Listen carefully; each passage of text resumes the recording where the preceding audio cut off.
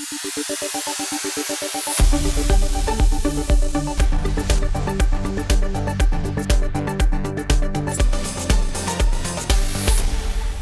time now for our first panel discussion of the day.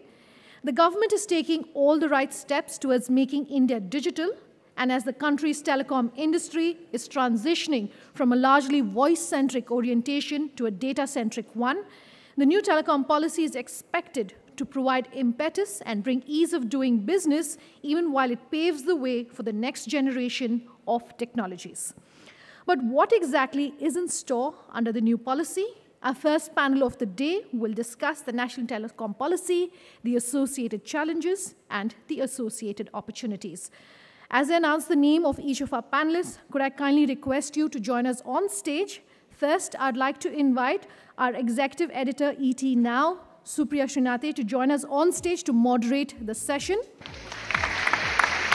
Could I next call up on stage President Reliance Jio Infocomm, Matthew Oomen. Matthew, if you could kindly join us on stage, and ladies and gentlemen, a round of applause as he comes up on stage to join us for our first panel discussion of the day.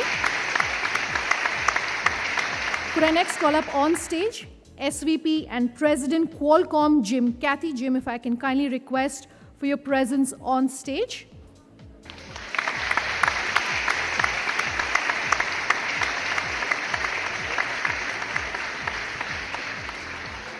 Sure. Could I also have Jim Cathey up on stage? Could I request for your presence on stage, please? Could I next call up on stage Secretary, Telecom Regulatory Authority of India, TRAI, Shri S.K. Gupta. Sir, if I can kindly call you up on stage. And ladies and gentlemen, please do welcome our panelists with a warm round of applause.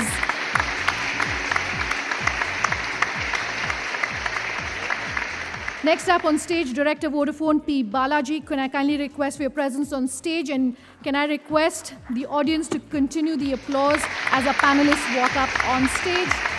Next up, could I also call the Director General COI, Rajan S. Matthews, to kindly come up on stage and join our other panelists. And back up on stage, can I kindly request the presence of Senior Director Global Public Policy, GSM Association, Dr. Mani Mohan. Dr. Mani Mohan.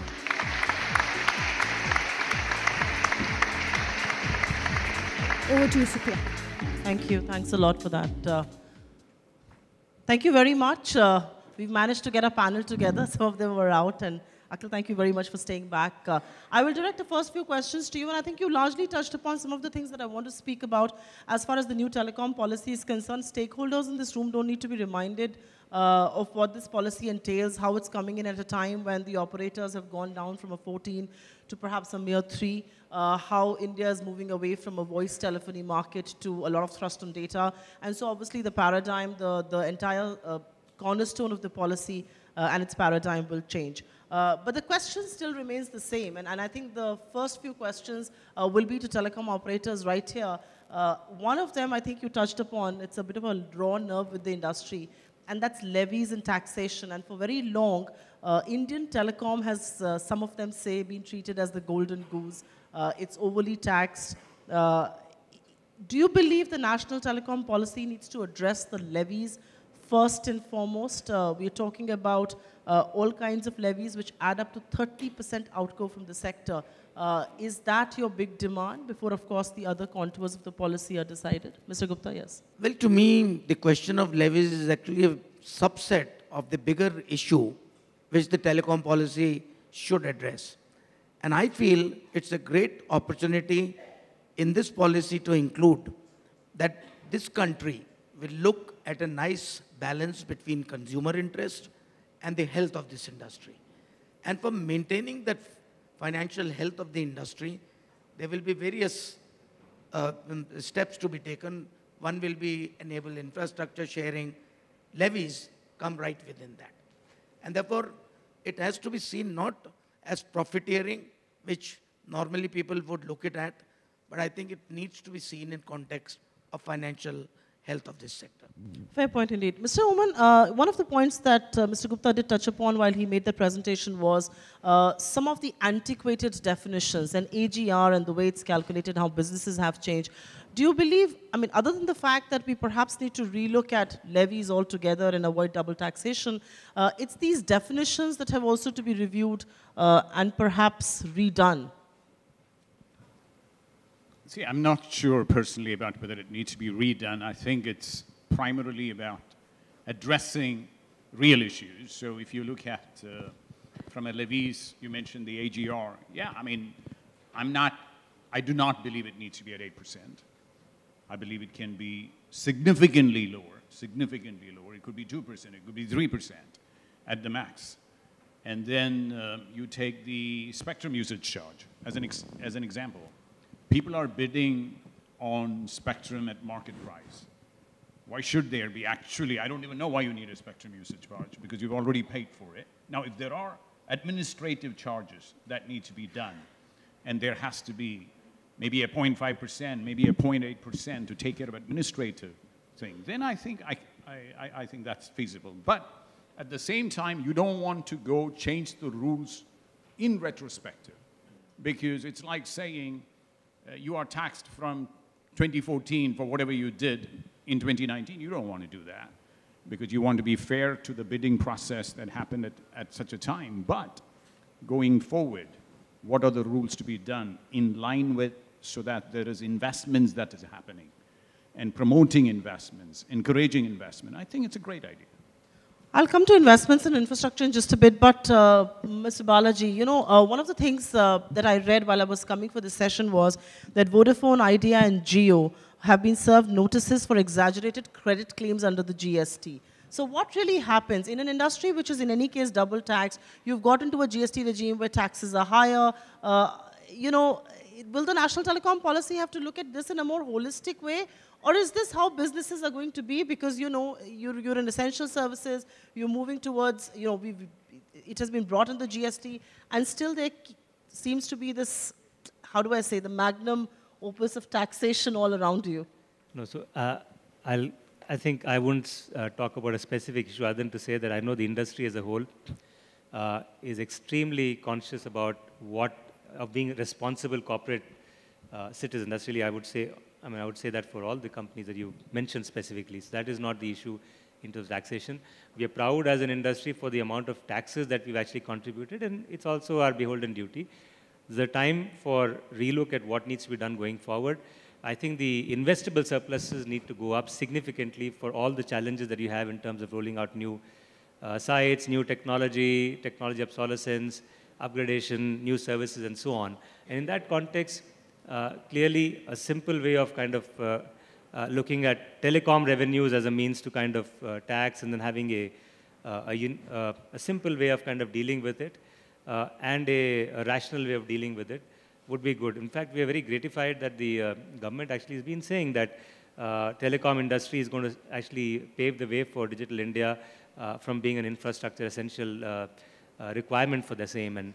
And so we're kind of quite enthused that this policy is coming at the right time, where the right levels of many in the room will also say that, yes, you're the backbone of Digital India, but you're perhaps not being treated like that. So I'm going to put in the more controversial quotes because I know it's all right to be politically correct. But Mr. Mani Mohan, very quickly, this policy is coming in a market which has reduced itself from irrational 14 operators to now largely 3, 4 maybe somewhere.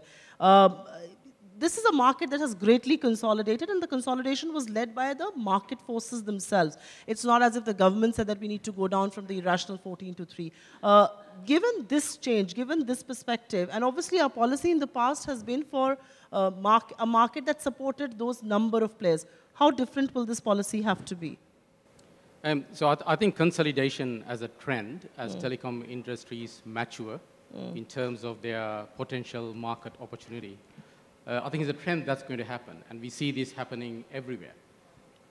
So from a business point of view, there should be opportunities for companies to enter and exit. And from a policy perspective, I think that's where policy needs to focus. Whether companies can enter any market and whether companies can exit if they see that there isn't a real business case in that market. I mean, if you look at many markets around the world, essentially the first two players own a larger chunk of the profitability in that market in telecoms. I mean, if you look at digital markets, it's probably one winner. In telecoms, it's 2 to 3. So this trend of 3 players, maybe 4, is something I think will happen just not in India, but many other markets. From a policy point of view, I think there shouldn't be any barriers if market forces want to consolidate to prevent that from happening. So while entry has to be smoothened, exit perhaps have to be further smoothened. But Rajan, a quick question to you before I move to Mr. Gupta for the spectrum, and that's always the more controversial question. The question to you is, this policy is also coming at a time, National Telecom Policy 2018, where the industry, the stakeholders, the ecosystem have in their minds and otherwise also moved beyond mobile telephony as a voice service. It's all about data. Everybody is talking about videos that will be 90% by 20. That's the kind of statistics that's been spoken about.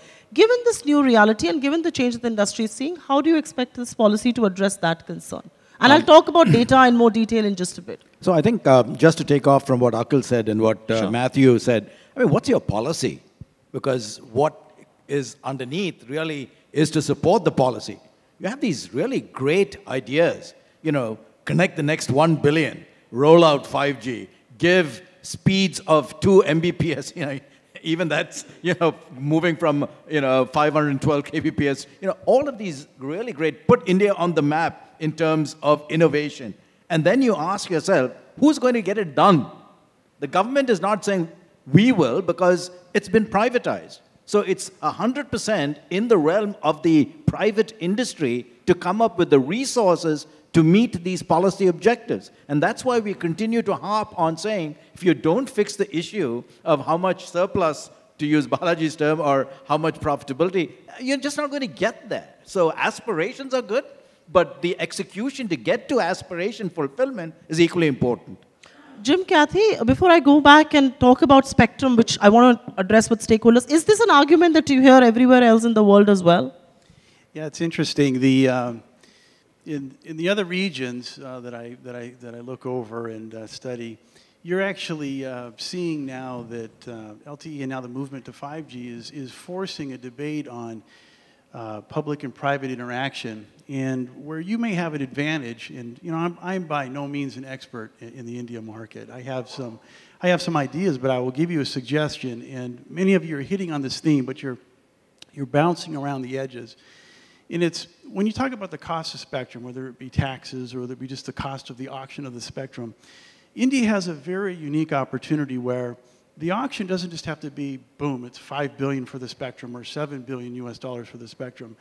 Maybe, in other words, maybe the spectrum is only $3 billion, but requiring the operator make specific investments into industries that are of high priority to the government: medical, automotive, education. I mean, the list is endless, right? But it's more than that, and I'll tell you why. And I'll finish, just give me 30 seconds. Sure. Is that you're going to have to anyway. With 5G, it impacts so many different industries that now you're going to end up working with the mayors of local cities. And to pull that off, you have to have a mechanism that forces that collaboration and forces the ability to develop the goods and services that will support them on what they want with the smart city, for example. And if you think about that in advance, it's not just about taxing and paying for the spectrum. It's about how do you motivate the carriers who need to be close to the hardware, right? The closer they are to the hardware, the more efficient the system works. You can actually do more for social improvement by doing a strategy like that than if you just flat out sold the spectrum. Fair point. I want to move to spectrum, and as a policymaker, Mr. Gupta, it's only fair that I ask you that spectrum reforms have happened. I think everybody on this panel and otherwise will agree that there have been spectrum reforms, caps have been liberalized and all of that. But they have happened in a very piecemeal way, and they have happened in a reaction to market dynamics changing. They haven't been proactive. They haven't happened because the industry was going through a certain phase. It has happened because market dynamics forced the government and policymakers to do so.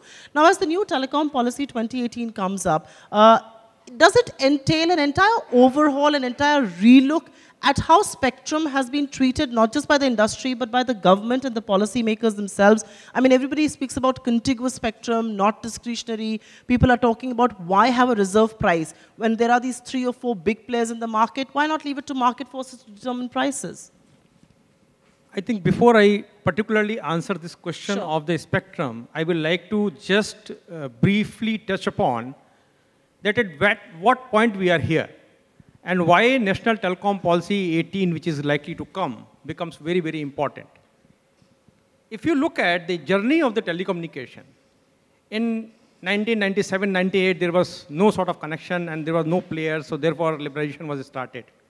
When we reached out 2006, there was the issue that even voice communication was very liberal, not available to the many of the people. So there was need to increase the voice communication and devices.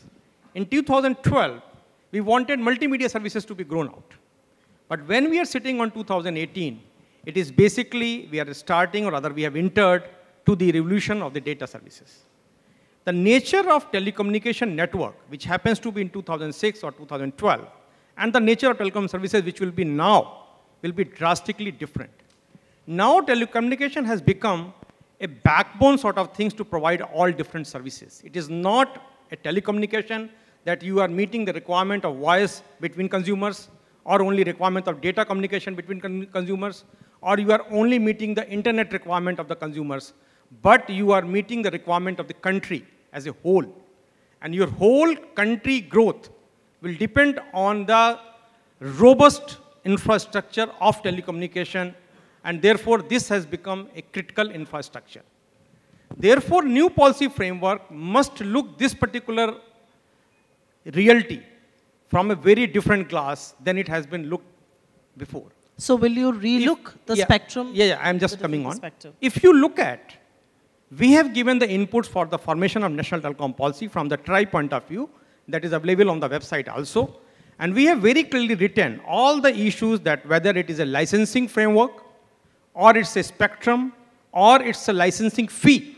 This all need to be reviewed in the new framework, considering the new role telecom sectors are going to play and the requirement of these things which will be there in future to come. And this framework, what we have given input, targets a sort of requirement by 2022, and spectrum is one of them. We are very clear on our inputs that there is a need to totally relook at the method by which we are allotting the spectrums and how we are pricing it. Thank you. Fair point. Mr. Gupta, I'll direct this question to you. I mean, you know, as a young journalist, I think 15 years back, I wrote the line and continue to write it, that spectrum is the lifeline of mobile telephony, continues to be.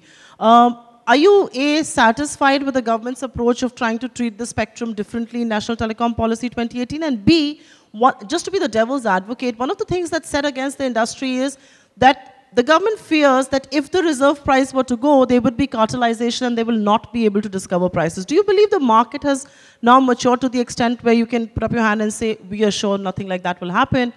And if it does, let's get the monopoly regulator in and sort out matters. Let's not have reserve prices.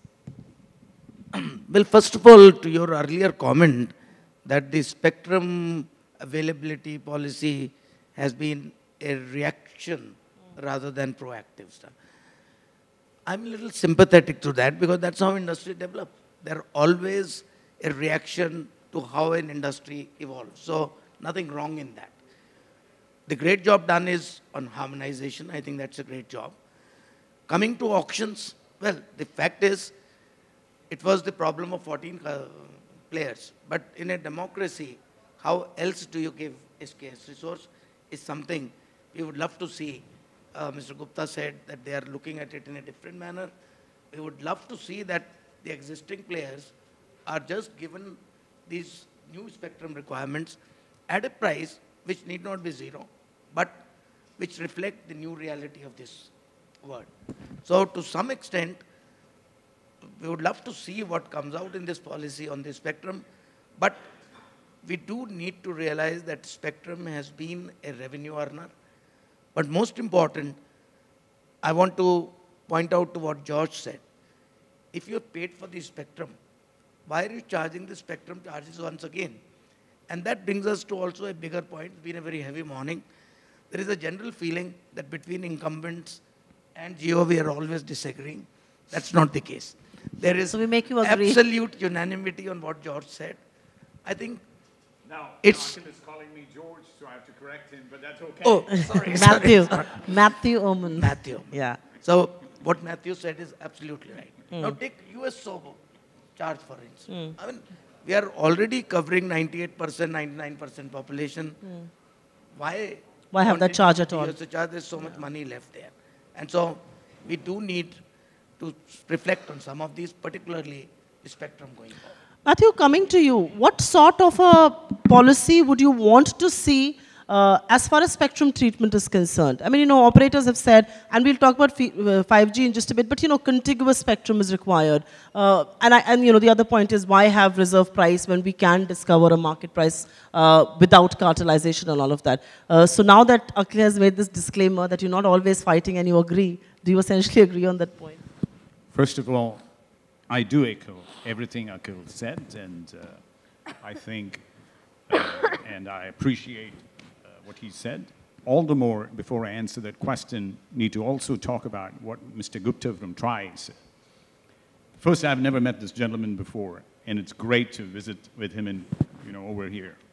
So, but the way he articulated the problem and the opportunity that we have a nation, and how he has framed the building blocks that is required to take us, I'm impressed, sir. Thank you. I think that baseline would indeed lay the right foundation. With respect to reserve price, personally, I agree with the perspective that both of them made in terms of, I don't think you need a very high price for the spectrums going forward because the market is mature. It can be a reasonable and fair price.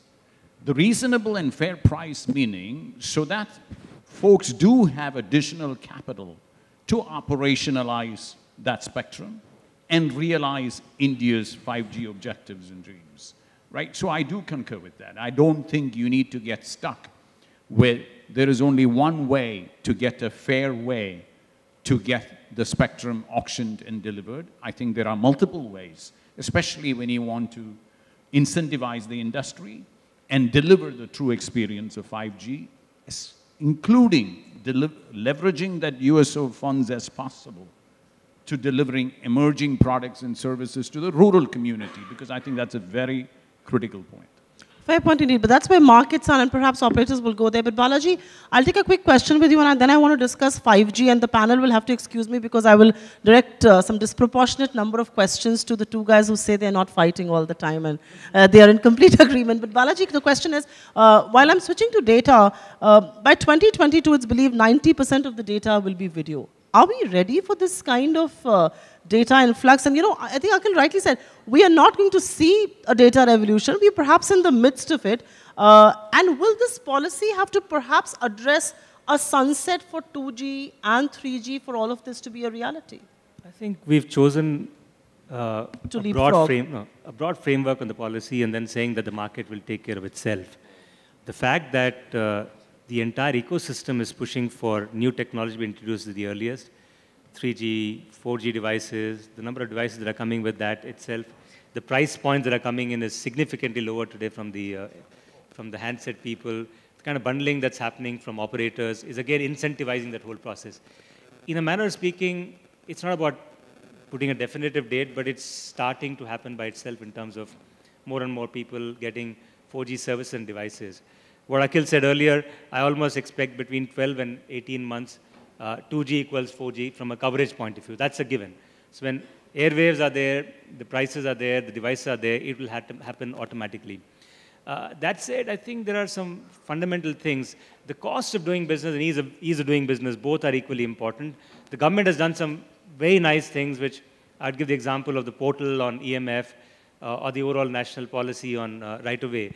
But to make sure that those portals are available equally for sites, that actually state government or local administrations are also made equally accountable to see the larger picture that it's good for them to have digital assets, which will actually make governance easy for them and for them to provide citizen services more cost effectively and add more value. So I think it needs to then move to the next level of execution, where there's accountability on time-bound tower sites being given, fiber being allowed, ducts being part of a natural course of laying roads, buildings not being given permissions unless they are digitally ready, which means they have in-building solutions where the 4 operators that are there at this moment coming up, so would be able to provide services on a competitive basis to consumers. So I think it's come to that stage where sunset of services is less important as much as saying facilitate the adoption of new ones. While talking So, about new Supriya, technology, just- sure. Can I just Sure. add to that? I think it's something very important. I think Rajan highlighted it earlier. Government creates policies. A perfect one is right away. Right away policies, rules. In fact, I believe even there are standardized rates embedded in it. But you go to, he talked about mayors. You go to any municipality in India and you try and see whether they will implement that right away. I think Very it's tough. an extremely, extremely difficult process. And they look at it as short-term revenue opportunities. How do you change that? But that's exactly how Indian telecom has been treated all along, being treated as a revenue opportunity. But Mr. Gupta, you know, we are talking about the future technologies. It's only fair I talked to you about 5G. Mr. Akhil Gupta said that everybody at GSMA this time was talking about 5G and it's going to be a reality, commercial launches in the US and China. Is India ready for a 5G market? I mean, you know, I was speaking to some experts and they said that will entail a tower being erected at every 30, 40 meters, will require 1 million towers. Are we ready for a technology like that at all? I would say yes, definitely we are ready for the technology, and maybe that this time we will be the leaders of the technology, not the followers all the time that we have been. Now let us see, 2, 3 things are very, very important. First of all, when we talk about the 5G, what 5G at all looks like. One is to connect too many systems or the small devices to talk to each other, that is we call the IoT. Second thing is that you provide the very high type of the bandwidth for users. As you say that 90% of the data will be of the video, so how to take care of that. And third is that very ultra sensitive sort of low latency applications which we had to give. If all these things has to be given, we had to enhance the fiberization, as have been mentioned by him. Right-of-way policy will be important, but at the same time, not only right-of-way policy will be important, but there has to be ready infrastructure which are to be shared between the service provider where they can provide it. Because coverage required will be very high, and if you have to provide those sort of coverage requirement, then you have to have the duct system or something else which is ready to use. Whenever any service provider want to use it, can use it, or there is a fiber which can be shared. So we had to move on to some different framework where infrastructure availability has to be enhanced and made available for the service providers where they can provide services. And I'm very confident that by 2020 or maybe 2022, between 2020 and 2022, we'll be able to provide the 5G services and we are ready for it. Thank you. So we are ready to provide 5G services, but is there a business case for it? I mean, the examples that are often quoted are from very developed markets. I mean, driverless cars in the US, all right, but are we going to see any driverless car outside this hotel in Delhi? Look, I don't think we should turn 5G into a monster or a fashion statement. 5G is a natural evolution of mobile technology. 2G came, 3G came, 3.5G came, Edge technology came, 4G came, 5G will also come. Therefore, we don't need to worry too much whether we are number one to adopt it. We will never be. They are being adopted elsewhere. What we need to do is adopt it when the standards have been completely set. Today, 5G standards in terms of spectrum and other things are not yet set. Let's wait for that. The good thing this time is India is not waiting in the wings. We are a part of that whole ecosystem and negotiations and deliberations which are happening at the world stage.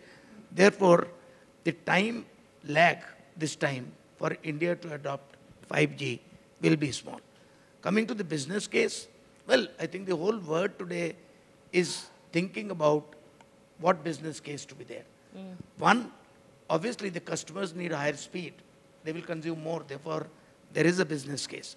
On all other applications, I'm sure in the coming year or two, we'll have plenty of business cases coming. I'm wondering if we said that about 4G as well, but I'll take your word for it. But Matthew, let me ask you, didn't we say the same things about 4G? We are not. It has a business case. It does. It has a business case, but we also said at 4G that we're not following it. You know, we're in the middle of it. We'll embrace it when the rest of the world is.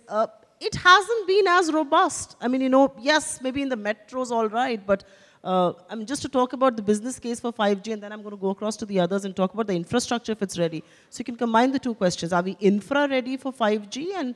And like Akhil said, it's better to wait, watch, let the standards come out, and then let's take that leap of faith. So there's two aspects. One is there was always the question, are we 4G ready? And folks said that it was a 10 to 12 year phenomenon. And the whole operators have invested in 4G, and 4G has absolutely become a reality. And like Akhil said, 5G is obviously just not a technology and or a mobile technology. 5G is a completely new, different way of doing business, impacting every sector and everybody's lives, every businesses, government, the method of operation, etc. Are there use cases for 5G? There are plenty of use cases for 5G, but right now, I think racing the 5G device ecosystem is not expected to be ready till end of 20 and beyond, to be realistic. That is the issue today. Now, Akhil mentioned 5G readiness in other markets. Those are fixed backhaul as 5G, as a fixed wireless. So till then, what do we do? Because we have to continue the growth, we have to continue to expand, and that is why you will see 4G massive MIMO. Like Akhil said, it's a transition. 4G massive MIMO, i.e. LTE massive MIMO with 32T, 64T, 64R massive MIMO technology is what's going to happen in India first. That will become the anchor to evolve into 5G. Fair point. One of the things that has been said, and Mr. Kathy, I'll come to you, Jim Kathy, this is about, I mean, the point that has been made across this panel is that for 5G to be a reality or for us to leapfrog with our infrastructure, which needs to change in the next 12 to 18 months, it has to be about unbundling of services. It has to be about sharing. No operator can really do it on its own. The business dynamics don't permit it. Do you believe Indian telecom and the policy needs to make its peace and make way for that sharing as well? I think, you know, when you look at 5G, Qualcomm's working with over 18 carriers globally to make sure that actually the first implementations happen in 2019. The thing you want to pull from this is, it's not so much what we're doing. Yeah, you want to wait for the standards, I agree with that. But the interesting thing is that India's already proven there's a business case for 5G. It did an excellent job showing that there's massive demand for data. And if there's big demand for data, it automatically forces the carriers to start working on driving the cost down per bit. That's one reason why you see consolidation. You've got to drive the cost down because it becomes more of a commodity. Well, if there's massive demand for data, you drive the cost down with a bigger pipe. Bigger pipe means 5G. So you can see it coming your direction. I think it's sooner than people predict. And I've said this years ago, that as India migrates to the LTE and the massive MIMO and does the bridge to 5G, we're going to see 5G here sooner than people ever predicted because you've already proven it. There's big data demand, and you must drive the cost down to service that market. You know, talking about costs, I think I'm tempted to ask Rajan Matthew this question. Ideally, this question should be going to the way of Mr. Gupta and Mr. Oman, but I'll ask you, and actually Balaji, I'll ask you this question. People say your ARPUs are $3 to $4, and you are offering 30 GB of data.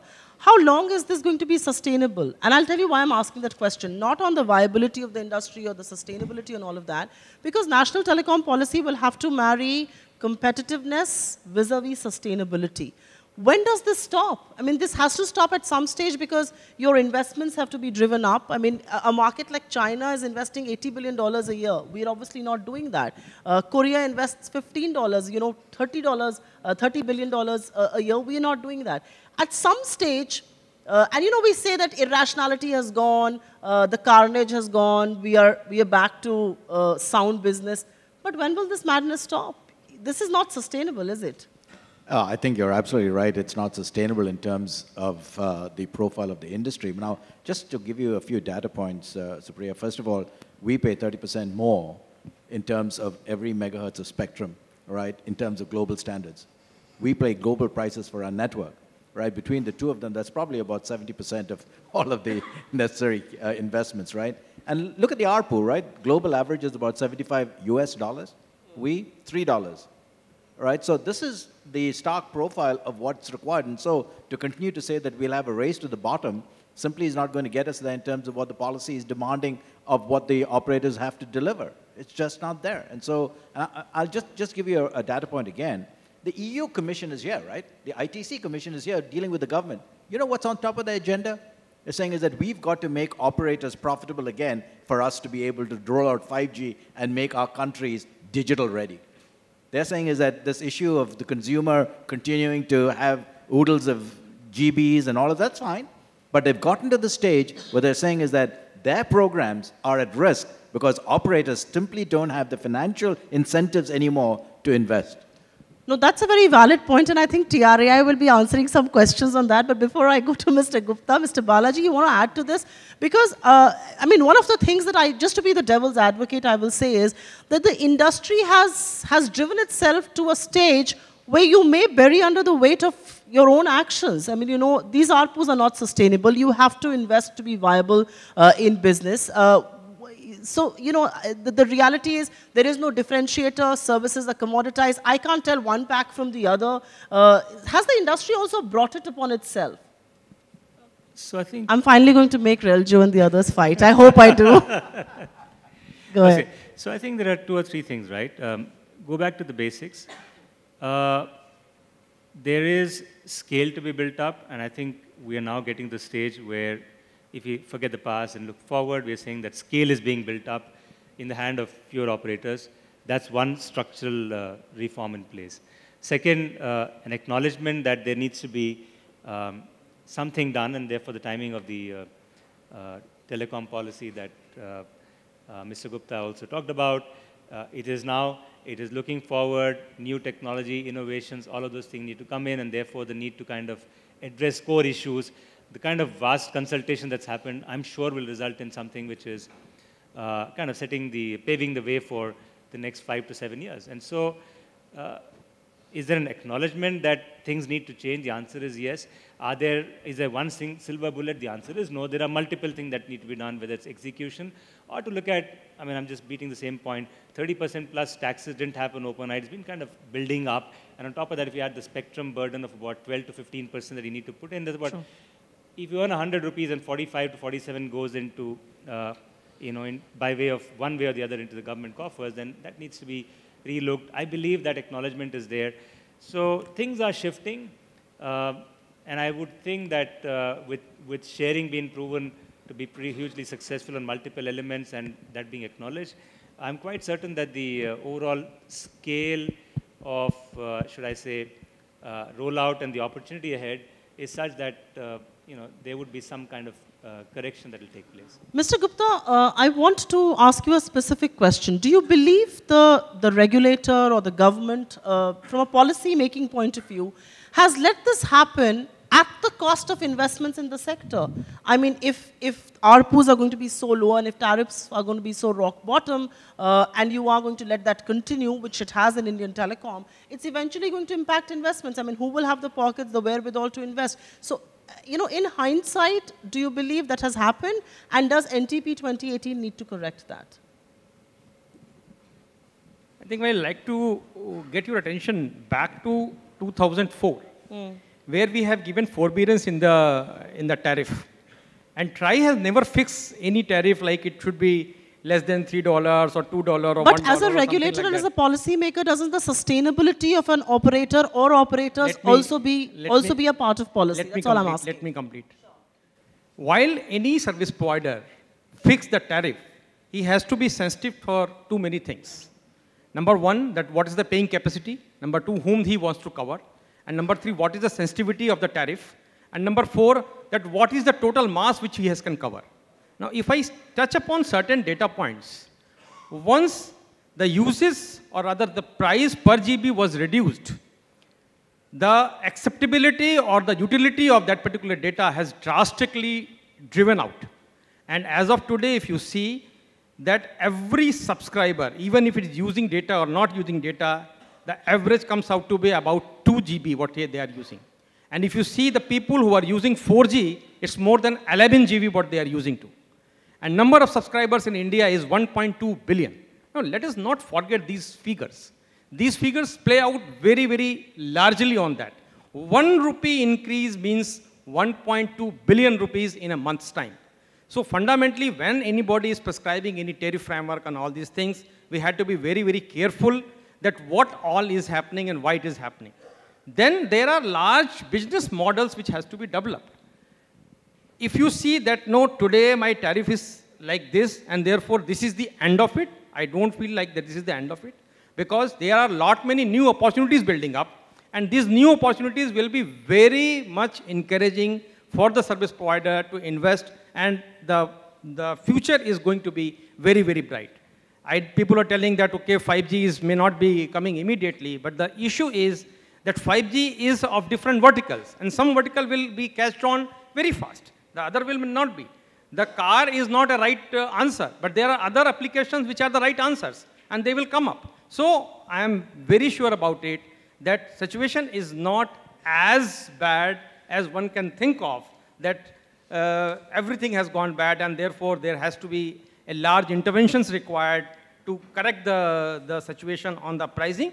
However, there are certain policy issues which I have mentioned earlier, that going forward we have to address those policy issues so that sharing of infrastructure can be enhanced, pricing is reduced, and network utilization can be enhanced, so that the average drain out on the service providers to provide a particular service is reduced. Thank you. All right, you made a clarion. Okay, I think too many people on this panel. I have a last question for Dr. Marimon, but okay, go ahead very quickly. And I'll take it after. Sure, okay then.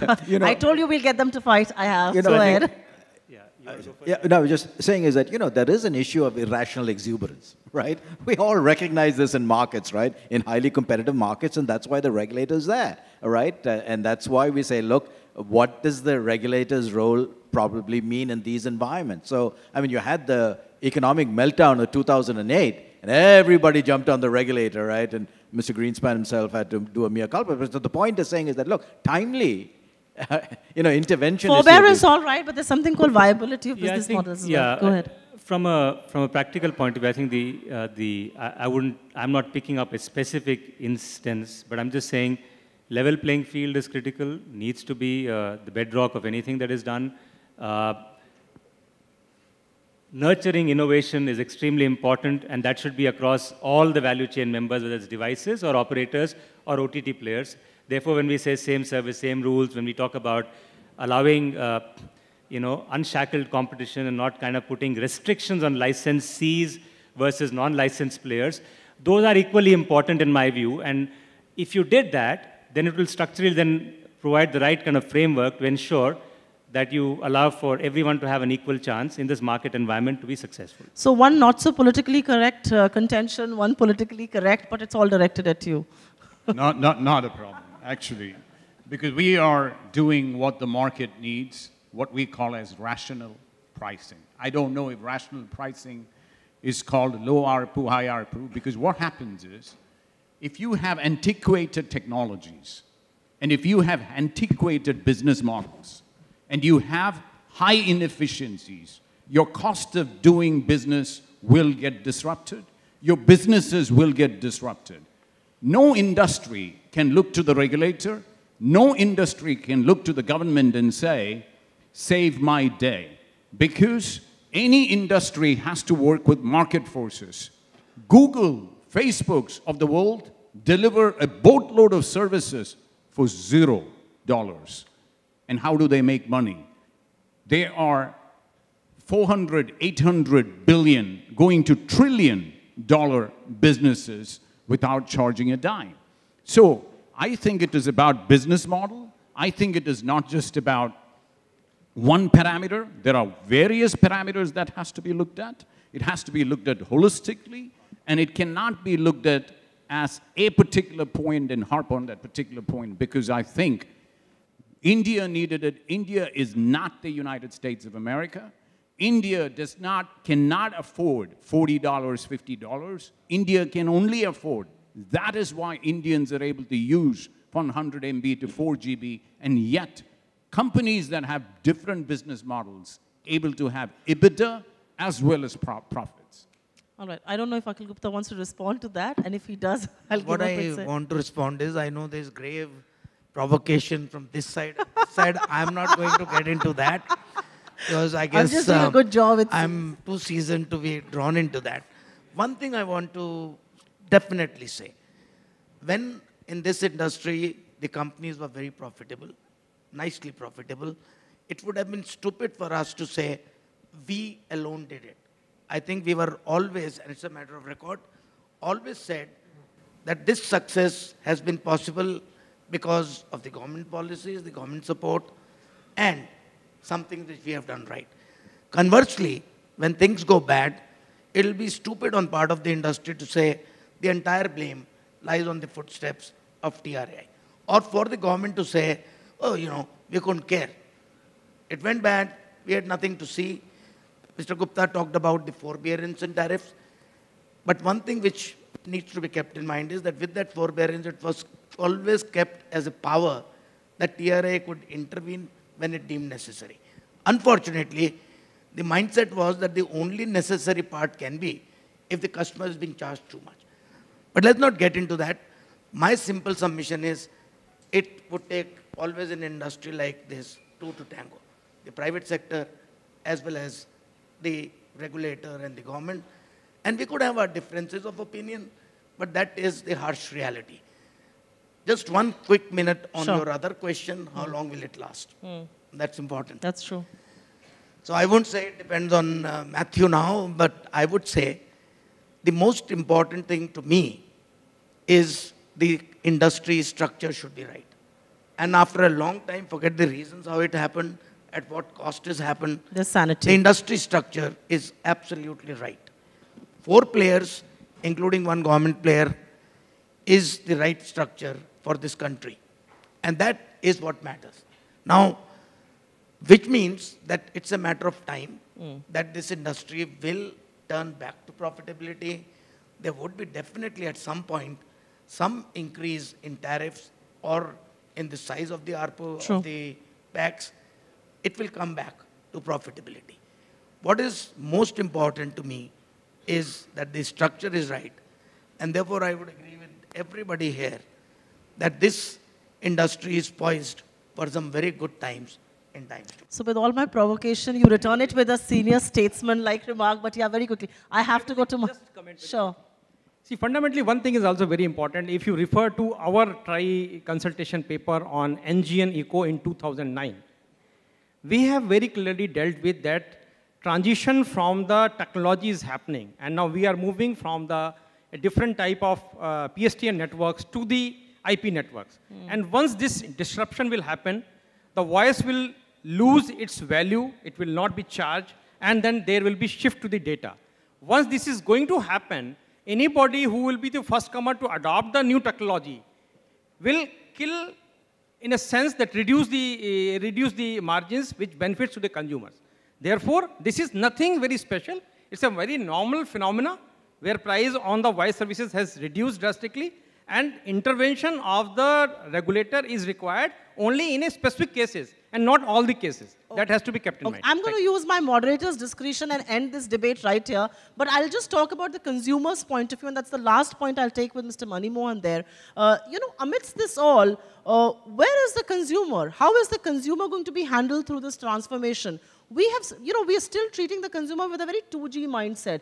We do these drive tests for speed. We look at doing disruptions on the road. I mean, the usage of data or the usage of spectrum for the consumer's point of view has moved from outside to inside. And the consumer, by the industry, by the government, is still being treated from a very 2G sort of a mindset, the consumption patterns at least. I'll try to pull together some of the discussions that happen and also answer your question from that angle. Sure. So, from an operator's point of view, the traditional business of voice and messaging has been disrupted. We see data as an opportunity for operators, but one of the challenges there is how do you monetize the growth in data? And that's why I think operators are in a challenging position. And your question was right.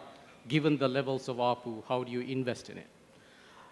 I don't think there are some answers. You asked me about consolidation. That allows the industry to achieve scale and reduce cost.